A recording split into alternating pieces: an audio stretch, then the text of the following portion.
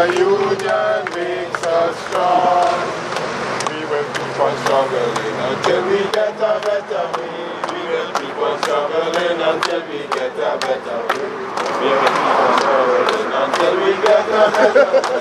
Our union makes us strong. Solidarity forever. Solidarity forever. Our union makes us strong. Keep on struggling until we get a better way. We will keep on struggling until we get a better way. We will keep on struggling until we get a better way. Our union makes us strong. A little closer. Yes, good morning. My name is Ahmed Mohammed, the branch president of Trinidad Cement Limited, local branch of the OWTU. We are here this morning essentially invoking the name of God to come to our aid and also to highlight our plight, which is to highlight the atrocities being imposed upon us as Trinidad workers working under the CEMEX giant, where we are seeing different rules being applied to workers. CEMEX workers are being treated differently, breaching safety practices and procedures and being condoned and protected by the management, while the TCL local workers are being treated differently. Topping off the list of atrocities is that this company, under its new management, is now imposing a wave of redundancies/retrenchment to our workforce. Such notices being sent to our union and workers being none the wiser. Seemingly, the management wished to have us as union officers and the union to inform workers as to what their intentions are. And this under the guise of restructuring. Which restructuring? This company and its management are refusing to meet with the recognized majority union to discuss this restructuring, which they are claiming is the justification for imposing these redundancies and giving notice to the union of such redundancies. Additional to all of this, we have an MOA where workers would have sacrificed tremendously in giving up 20% of legitimate earnings that they would have worked for. Since then to now, since 2014, that MOA would have been signed off as an interim measure and to be concluded now, workers actually facing threat to be sent home under old rates that are actually 5 years old. And we are in 2018 and the company is bluntly refusing to sign off this MOA with the union. What they are doing, however, is introducing a new type of industrial relations, for want of a better expression, where they are signing off documents by themselves and sending it to the union for signature with no discussion.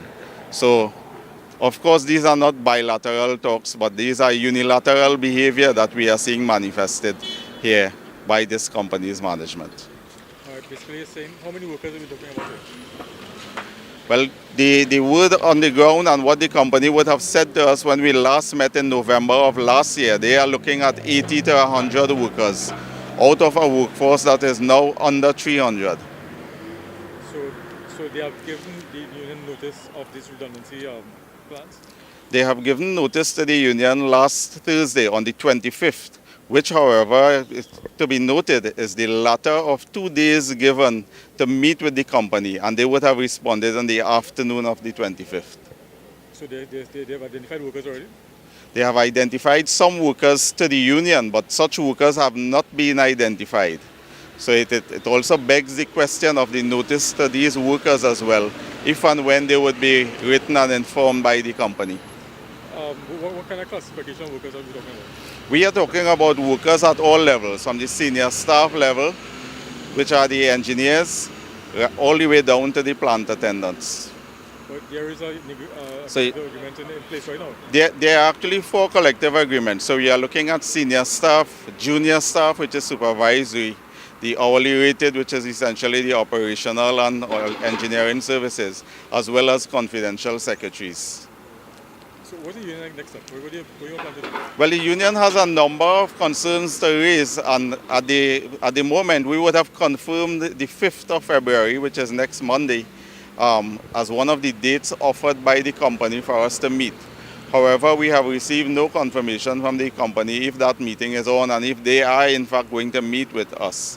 One of the other concerns that the union has as well is the behavior of our Ministry of National Security Immigration Division, where permits are being granted to non-nationals to come into our country to perform jobs that we have been performing since 1954 in this country. And it really begs the question, under what basis these people are coming in to work here in our country and do jobs that we would have been holding, and it's not any special expertise and so on.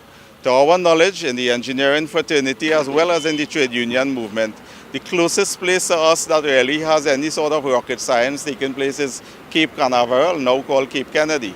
And certainly that is not what we are doing here in Trinidad Cement Limited. We are just making cement, which we have been doing for over 60 years now. So this is about disrespect to the union? It's not just about disrespect, it is about the inhumane treatment being meted out to our locals, our workers who would have dedicated not just by their service, but by putting their money to ensure the sustainability of this company.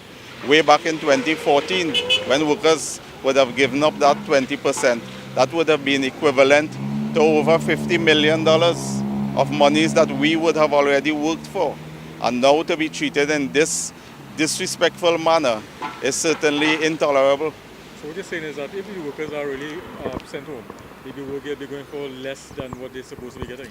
Correctly, that is what it would. Workers would be disenfranchised of a lot of money. Individually, we are looking in the tune of hundreds of thousands of dollars, because workers still are working for rates which are 5 years old, so they will be denied their benefit.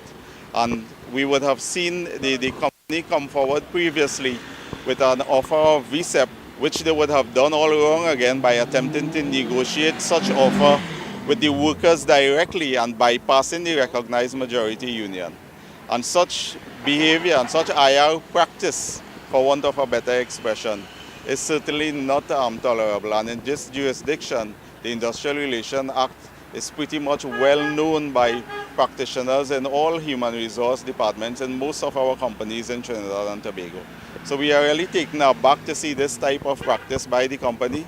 Such VSEP offer did not see the light of day because of the breach, the industrial relations offense committed by the company then, and that would have come to a close in early December of last year. All right, so what are you all planning to do this morning? Well, this morning, as I said, we had a prayer meeting. We have been pretty much invoking our master and creator to intervene and to let good sense prevail. We are lobbying as well too for the company to let good sense prevail and meet with the recognized majority union so that we could have meaningful dialogue and collective bargaining. We have also 8 collective agreements to be concluded, which also includes the Ready Mix Limited Senior Staff or Bargaining Unit 2, which has been outstanding for some time now. This company is telling us that all we are entitled to and all that we are getting is a rate sheet. And this is really unheard of in industrial relations circles, where a company is telling the RMU that you cannot have a collective agreement and you are being denied a collective agreement. All you can get is a rate sheet. What is a rate sheet? Well, just to negotiate and settle on the wages and terms and conditions, it essentially leaves the floodgates open so that the company could do as they please and there would be no guidelines as the other 7 bargaining units are enjoying, which is terms and conditions of employment being monitored and guided by your collective agreement.